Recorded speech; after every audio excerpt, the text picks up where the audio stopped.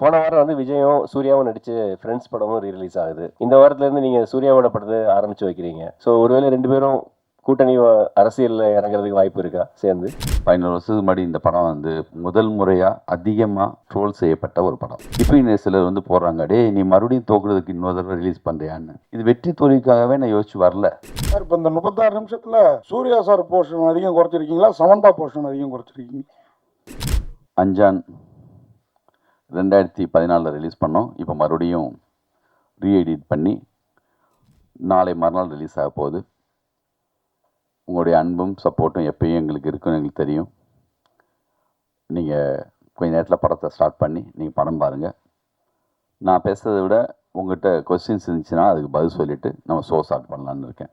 Sir வணக்கம் sir. வணக்கம், வாழ்த்துக்கள். நன்றி. கவிதா கவிதா அவளை ஒண்டி தான் தெரியுமா? எல்லா பெண் வாய்ஸும் கவிதா மாதிரி தான் இருக்கு. சார் ரீஎடிட்னா என்ன பண்ணிருக்கீங்க, எப்படி மாத்திருக்கீங்க கொஞ்சம் அவங்ககிட்ட கொடுங்க. சார் இல்லை கவிதா இருந்தால் அவங்க கேள்வி கேட்கணும்னு அதுக்காக கொடுத்தேன். வந்து எடிட்டர் எவ்வளோ பண்ணியிருக்கேள் சார்? ரீஎடிட்னா எவ்வளோ நிமிஷம் பண்ணியிருக்கேள் அண்ட் வை? ஒரு 2 hours 36 minutes இருந்துச்சு. அதில் ஒரு 36 நிமிஷம் குறைச்சிருக்கு. 2 மணி நேரம் படம். இப்போது ஒரு படத்துடைய லென்த்து குறைச்சிட்டா மட்டுமே ஒரு படம் எப்பயுமே நல்லா வந்துடாது. நம்மளுடைய நோக்கமும் லென்த்து குறைக்கிறது மட்டும் இல்லை. நீங்கள் படம் பார்த்தா தெரியும், ஃபஸ்ட் வெர்ஷனுக்கும் இப்போக்கும் ஒரு சின்ன சேஞ்ச் பண்ணியிருக்கோம். அது நீங்கள் பார்ப்பீங்க லைட்டாக. சூரிய பண்ணிருப்பா, அதெல்லாம் குறைச்சிருக்கீங்களா? இப்போ சூர்யா இல்லை, சூர்யா மட்டும்தான் இருக்கார். சார் படம் ரீரிலீஸ் சூர்யா சார் சம்பந்தம்லாம் என்ன சொன்னாங்க, அவங்கள்ட்ட பேசுனீங்களா? சிவகுமார் சார் அப்புறம் அம்மா அவெல்லாம் வந்து படம் பார்த்தாங்க. அவர் வந்து ஊட்டியில் இருக்காங்க சாரு. இன்னும் வந்து ஒரு படம் பார்க்கல. நான் கேட்டிருக்கேன், நாளைக்கு ஏதோ டயத்தில் பார்க்கலாமான்னு சொல்லி. சந்தர்ப்பம் அமைஞ்சால் நாளைக்கு இல்லை ரிலீஸுக்கு பிறகு பார்ப்பாங்க. இல்லை, விஜயோட படங்கள் தொடர்ந்து ரீரிலீஸ் ஆகிட்டு இருக்கு. போன வாரம் வந்து விஜயும் சூர்யாவும் நடிச்சு ஃப்ரெண்ட்ஸ் படமும் ரீரிலீஸ் ஆகுது. இந்த வாரத்துல இருந்து நீங்கள் சூர்யாவோட படத்தை ஆரம்பிச்சு வைக்கிறீங்க. ஸோ ஒருவேளை ரெண்டு பேரும் கூட்டணி அரசியலில் இறங்குறதுக்கு வாய்ப்பு இருக்கா சேர்ந்து? அதுக்கு நீங்கள் பிள்ளையார் சொல்லி மாதிரி போடுறீங்களா? அஞ்சான் பற்றி பேசலாமா சார்? நீங்களே பல படங்கள் கொடுத்துருக்கீங்க, ஹிட்டும் கொடுத்துருக்கீங்க. ஏன் இவ்வளோ கேப்பு? ஏன் இந்த படத்தை ரீரிலீஸ்க்கு வரணும்? அடுத்த புதுசாக நீங்களே இறங்கலாமே சூர்யா வச்சு. நம்ம கேப்புனா வாரியர் இப்போ தான் பண்ணோம், தெலுங்கில் பண்ணோம், தமிழில் டப் பண்ணோம். அடுத்து வந்து மகாபாரதம் பண்ணுறதுக்கான ஒரு சின்னதாக பெரிய ஒர்க்கில் இருந்தோம். அது கரெக்டாக ஆர்டிஸ்ட்டு பட்ஜெட் ரொம்ப பெருசு. 2 வருஷமாக அந்த ஒர்க்கில் இருந்தோம். அது ரொம்ப நாள் போயிட்டே இருக்குன்னு சொல்லிட்டு தான் டப்புன்னு வேற ஒரு படம் இப்போ ஸ்டார்ட் பண்ண போகிறேன். பிப்ரவரிலேருந்து ஷூட்டிங்கு. வித்யாசாகர் பையன் தான் ஹீரோவாக பண்ணுறாங்க. அது பிப்ரவரிலேருந்து ஷூட்டிங். உங்கள் பொண்ணு ஹீரோ வருமா? ஹீரோயின்? ஏன் அதை கேட்குறீங்க? நம்ம பொண்ணு வாய்ஸ் பயங்கரமாக இருக்குது, டப்பிங் தின்றாங்க. டப்பிங் பேசிகிட்டு இருக்காங்க. அவங்க விருப்பம் இருந்துச்சுன்னா எல்லா உரிமையும் உண்டு அவங்களுக்கு. Sir good evening sir. வணக்கம். ஆனந்தம், ரன் இந்த மாதிரி எல்லாம் வந்து ஒரு சொசைட்டிக்கு ஏதோ ஒரு யூஸ்ஃபுல்லாக ஒரு ஸ்டோரி வருது சார். சூர்யா சார் இந்த படங்களுக்கு அப்புறமே வந்து வக்கீல் ரோலு, போலீஸ் ரோலு, இப்போ ப்ரெசண்ட்டாக இப்போ வக்கீல் ரோலாம் நடிச்சிட்டு இருக்காரு சார். இது வந்து ஒரு கேங்ஸ்டர் படத்தை இவ்வளோ வருஷம் கழிச்சு ரீரிலீஸ் பண்ணுறீங்களா சார்? நீங்கள் வேறு மாதிரி ஒரு ஸ்டோரி எடுத்து பண்ணணும்னு திங்கிங் இருந்துச்சு சார். கேங்ஸ்டர் படத்தை ரிலீஸ் பண்ணுறதுக்கு அவர் என்ன சொன்னார் சார்? சினிமாவில் ஒரு பெப்பியான ஒரு மூடான நான் விரும்புகிற மாதிரியான ஒரு ஜாலியான ஒரு கேங்ஸ்டர்ஸ் படம். நான் படம் பார்த்துட்டு வந்துட்டு தேட்டரில் உட்காந்து படம் பார்த்தப்போ என்ன மாதிரி ஸ்டைலாக ஃபிலிம் பண்ணணும்னு சொல்லி ஒரு ஆசையில் பண்ணுற மாதிரி. எனக்கு வந்து அந்த மாதிரி கதை தோணுதில்லை. தோணா எப்போயாவது நம்ம பண்ணுவோம். இது ரீஎடிட் பண்ணுறதுக்கு காரணமே என்னென்னா, உங்களுக்கு தெரியும் 15 வருஷத்துக்கு முன்னாடி இந்த படம் வந்து முதல் முறையாக அதிகமாக ட்ரோல் செய்யப்பட்ட ஒரு படம். சிக்கினது நம்ம தான். ஓகேவா? இப்போது உண்மையாக ரசித்த ஒரு சிலர் இருக்காங்கள, எப்போ பார்த்தாலும் இந்த 15 வருஷத்தில் எங்கேயாவது என்ன மீட் பண்ணும்போது, ஏன் சார் அந்த படத்தை இந்த மாதிரி திட்டினாங்க, எனக்கு பிடிக்கும் சார், எனக்கு பிடிக்கும்னே தனித்தனியாக நிறைய பேர் சொல்லியிருக்காங்க. அதுமாதிரி சின்ன பையன் இருந்தான்னா, சார் இவன் 5 தடவை பார்த்துருக்கான் சார், என் பையன் உங்கள் படத்தை ஸ்டிக்கை வாயில் வச்சுட்டு இப்படி எடுப்பான் சார், டேய் சொன்னாக்கல்டா குத்திக்க போராட்டான்னு சொல்லுவேன் சார். நானே இந்த படம் யோசிச்சப்போ, நான் சின்ன வயசாக இருந்தப்போ ஒரு படம் பார்த்தா என்ன மனநிலைக்கு பார்ப்பனோ அந்த மனநிலைக்கு தான் படம் பண்ணது. இது உலகமாக கதை அப்படி புரட்டி போட்ட மாதிரி படம் நினச்சிட்டுலாம் பண்ணல, ஒரு படம் அவ்வளோதான். ஆனால் சூர்யா ஃபேன்ஸுக்கு நேற்று அவங்களோட மீட் பண்ணேன். நான் என்னென்னலாம் நினச்சி பண்ணணும் அது எல்லாமே அவங்களுக்கு கனெக்ட் ஆகியிருந்திருக்கு. ஒரு ஹீரோவாக அவர் எப்படி எப்படிலாம் வரணும்னு ஆசைப்பட்டாங்களோ அது இருந்திருக்கு. ரியலாக எனக்கு பிடிச்சது சார் சொன்னாங்க அவங்க, அந்த குட்டி பசங்க 11 வருஷம் கழிச்சு அவங்க உண்மையாக ரியலாக ரசித்த சூர்யா ஃபேன்ஸு இவங்களுக்கெல்லாம் தான் இந்த படம். எங்கள் திருப்திக்காகவும் அந்த காலகட்டத்தில் திருப்பதி பிரதர்ஸில் போஸ் மாதிரி ஒரு ப்ரொடியூசர் இல்லைன்னா இவ்வளோ பெரிய பட்ஜெட்டாக அப்போ படம் பண்ணியிருக்க முடியாது. மிகப்பெரிய பட்ஜெட் அப்போ சூர்யா சாருக்கு. பாம்பேயில் மட்டுமே 120 நாள் ஷூட்டிங், கோவா பாம்பேல சேர்த்து. அப்படி ஒத்துக்கிட்டு கண்டினியூவாக அப்போ திருப்பதி பிரதர்ஸ் உங்களுக்கு தெரியும், சின்ன படம் பெரிய படம்னு சொல்லி கோலி சோடா, மஞ்சப்பை, வழக்கியன், சதுரங்க வேட்டை, கும்கி, கண்டினியூவாக. அதே காலகட்டத்தில் வந்து ரஜினி முருகன், எத்தனை படம், வேட்டை, அப்படி இருந்த ஒரு கம்பெனி ஒரு தொடர் வெற்றி கூட என்னென்னா ஒரு விதமான ஒரு கோபம், ஒரு வெறுப்பு, ஒரு பொறாமை, இது எல்லாத்தையும் கூட ஏற்படுத்தும். அதையும் தாண்டி நம்ம மேலே வந்து பேரன்போடு இருக்கிற ஒரு சிலர் இருக்காங்க. நம்மளுடைய அன்பு, எனர்ஜி, உழைப்பு இதெல்லாம் வச்சு அதெல்லாம் நம்ம முறியடிக்கிறதுக்கான ஒரு ஒர்க்கு தான் நம்ம பண்ணிகிட்டே போகணும். நான் நம்மளை அப்படி அடித்தவங்க இப்போ தயவுதாட்சியமே இல்லாமல் எல்லார் மேலேயும் அது இருக்குது. உன்னை விட நான் எவ்வளோ பெரிய கெட்ட வார்த்தை பயன்படுத்துகிற ரேஞ்சுக்கு ஆகிட்டாங்க. எனக்கு பயமே இல்லை. இப்போது என்ன தெரியுமா, 11 வருஷத்துக்கு முன்னாடி இதை விட பெரிய கெட்ட வார்த்தை என்ன புதுசாக பயன்படுத்த போகிறதில்ல. இப்போ இந்த சிலர் வந்து போடுறாங்க, டே நீ மறுபடியும் தோக்குறதுக்கு இன்னொரு தடவை ரிலீஸ் பண்ணுறியான்னு. இது வெற்றி தோல்விக்காகவே நான் யோசிச்சு வரல. இது நாங்கள் விரும்பினோம். நாங்கள் ரொம்ப பிடிச்சி தான் இந்த படத்தை எடுத்தோம். ஒரு படம் நம்ம நினச்ச மாதிரியே 2 மாதிரி மாறலாம், ஆனந்த மாதிரி ஆகலாம், சண்டைக்கோழி மாதிரி ஆகலாம், நம்ம கையில் இல்லை. ஒரு வேலை செய்கிறோம், அது எவ்வளோக்கு போகுதுங்கிறது ஆடியன்ஸ்கிட்ட வந்த பிறகு தான் தெரியும். நீங்கள்லாம் சொன்ன குறைகள், ஆடியன்ஸுக்கிட்டேருந்து வந்த ஃபீட்பேக் எல்லாம் வச்சு ஒரு எடிட் பண்ணியிருக்கு. ஒரு டைம் பத்தலை, அந்த நேரத்தில் டேட் போட்டாச்சு ஆகஸ்ட் 15ன்னு. யூடிவி ஒரு அக்ரிமெண்ட்டு போட்டு இந்த இதில் ரிலீஸ் பண்ணணுன்னு. ஃபஸ்ட் ஹாஃப் செகண்ட் ஹாஃப் சேர்ந்து பார்க்க கூட நேரம் இல்லாமல் இருந்துச்சு. எனக்கு பிடிச்ச மாதிரியான எல்லா நண்பர்களும் இந்த படத்தை போட்டு காட்டினேன். தொடர் வெட்டியில் இருக்கப்போ பிரச்சனை என்னென்னா, இவருக்கு தெரியாதா, இவர் இத்தனை ஹிட்டு கொடுக்குறாரு, அப்படி பேசாமல் போயிடுவாங்க.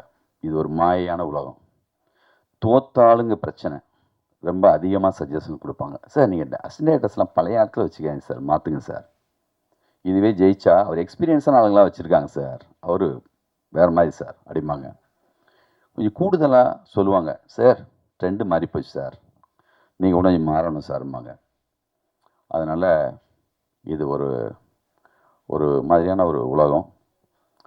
நம்ம வெற்றி தோல்விக்காக இந்த படத்தை வந்து சவால் விடுறதுக்காக இந்த படத்தை மறுபடியும் ரிலீஸ் பண்ணல. இது வரைக்கும் கேட்ட எல்லா முக்கியமான விஷயங்களை வச்சுட்டு நல்ல டைம் இருந்துச்சு. நம்ம நினச்சப்போ எடிட் பண்ணலாம், கீழே எடிட் ஷூட் இருந்துச்சு. போஸ் சார் ரொம்ப விரும்பினார். நம்ம கம்பெனியில் இருக்கிற கனகு, வெங்கடேஷ், என் அசிஸ்டன்ஸு பிரபு, அப்புறம் வந்து விஷ்ணு, சக்கரை, எங்கள் மேனேஜர் எல்லாமே அப்பப்போ என்னை கூப்பிடுவாங்க, இந்த மாதிரி ஒன்று எடிட் பண்ணியிருக்கோம் பாருங்கன்னு. இது பெரிய ப்ராசஸ், 2 வருஷமாக நடந்துச்சு. அதுக்கப்புறம் ஆண்டனி வந்து பார்த்தாரு, அவரும் சின்னதாக ஒரு இது பண்ணார். இவங்க ஃபேன்ஸுக்கெல்லாம் போட்டோம். எப்பயும் போல் எல்லோரும் சொன்ன மாதிரி எங்களுக்கு என்ன சார் இப்போ போடுறது, எனக்கு அப்போவே பிடிச்சிதான் சார் இருந்துச்சு சொல்லிட்டு அவங்க ஃபேன்ஸ் வந்து பார்த்தாங்க. அவங்களுக்கு இப்போயும் பிடிச்சிருக்குன்னு சொல்கிறாங்க.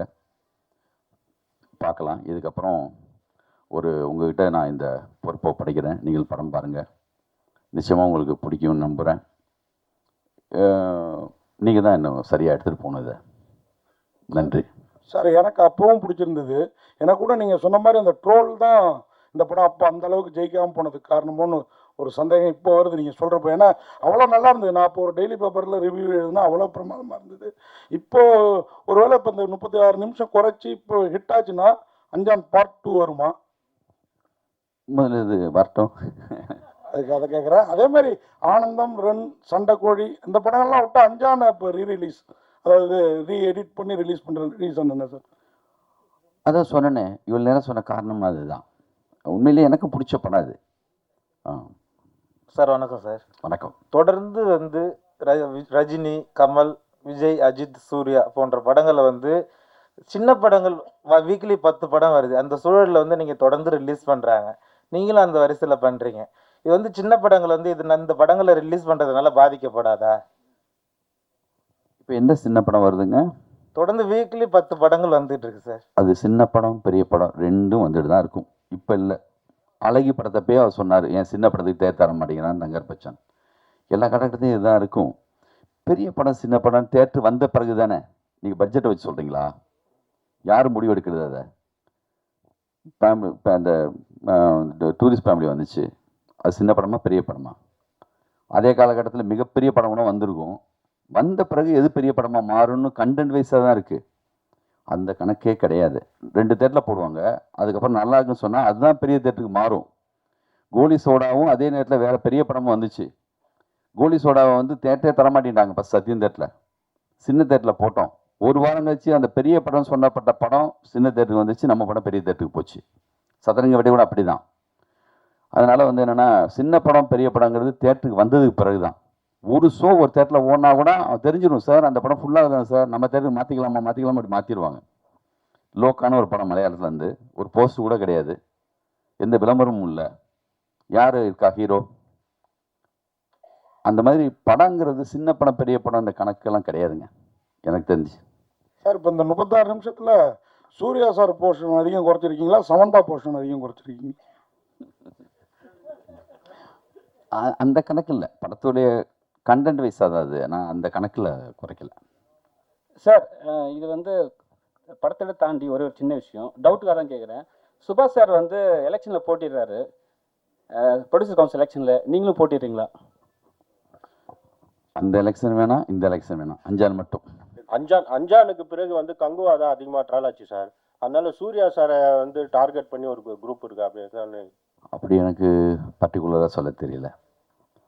ஒரு மிக சரியான படம் வந்தால் நான் பர்சனலாக சொல்கிறேன், நான் இந்த படம் இல்லாமல் டார்கெட் பண்ணி ட்ரோல் பண்ண படமாக அந்த நேரத்தில் ரன்னு வந்துருந்துச்சுன்னா, சண்டைக்கோழி வந்துருந்துச்சுன்னா, இவங்க என்ன பண்ணாலும் படத்தை நிறுத்தியிருக்க முடியுமா? ஜனங்க பார்த்துட்டே தான் இருப்பாங்க. நம்மளும் சின்னதாக மிஸ்டேக் பண்ணியிருக்கோம், நான் அதை 100% ஒத்துக்கிறேன். அவ்வளோ 100% மிக சரியான படத்தை நான் பண்ணிவிட்டு அதை வந்து எல்லாருமே திட்டாங்க அப்படி பழி போட நான் விரும்பலை. நம்ம சைட்லேயும் மிஸ்டேக் இருக்குது. அந்த மிஸ்டேக்கை அவங்க கண்டுபிடிச்சி இந்த பாருங்க அது சொல்லி பர்சனலாக எடுத்துகிட்டு போய் அவங்களுக்கு ஒரு சந்தோஷம் வேணும்ல.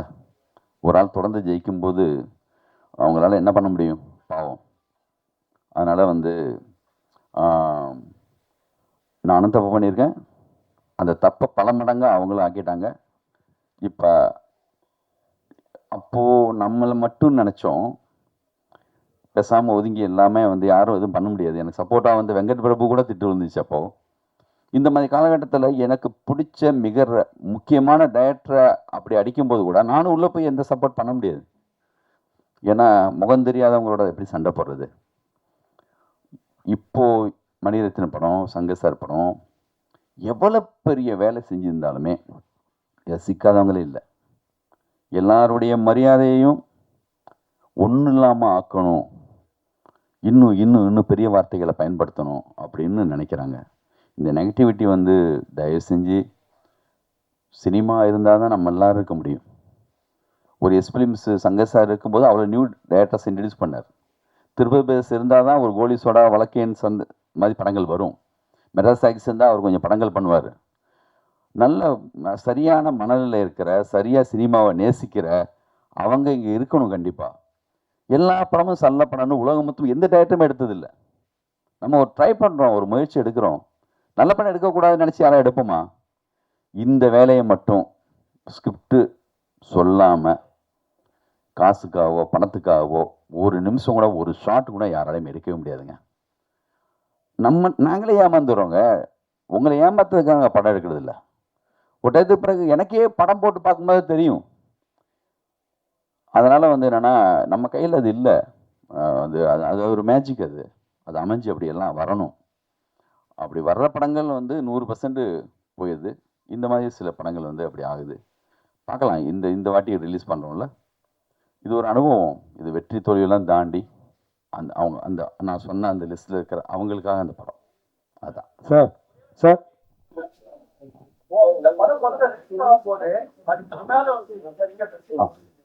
படம் ரிலீஸ்க்கு முன்னாடி வந்து ஒரு பிரஸ் எல்லா விஷயங்களும் போட்டுக்கான ஒரு வார்த்தையை சொன்னீங்க. அது ஒரு நெகட்டிவிட்டியா ஆக்ஷன்ஸான காரணமா இருக்கும். ஏன்னா படம் நல்லா தான் இருக்கு, நிறைய பேர் சொன்னாங்க, சிலர் வந்து நல்லா இல்லைனாங்க.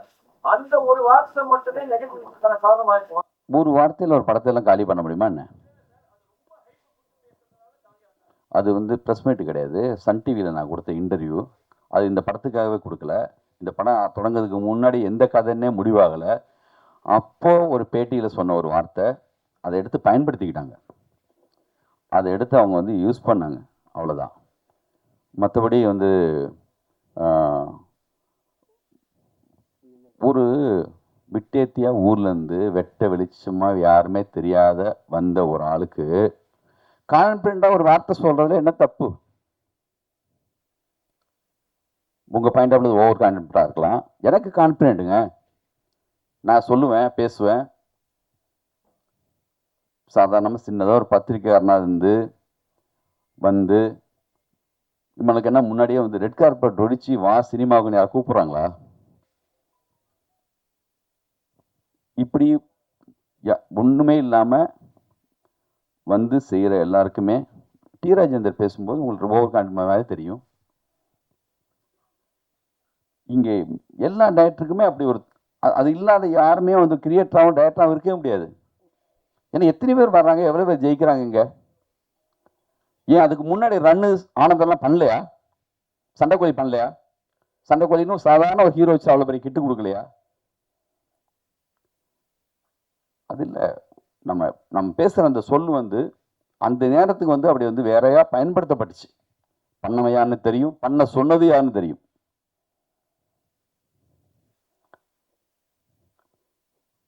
சார் சார் இங்கே சார் இங்கே சார் ஒரு தடவை எடிட்டர் மோகன்கிட்ட இன்டர்வியூ பண்ணும்போது சொன்னார் சார், அவர் அதிசய பறவைகள்னு ஒரு படத்தை நான் ரிலீஸ் பண்ணேன், அது வந்து சரியாக போகலை. உடனே இன்டர்வலுக்கு அப்புறம் உள்ளது முன்னாடி போட்டு இன்டர்வலுக்கு அப்புறம் பின்னாடி போட்டேன், ஆர்டரை மாற்றினேன்.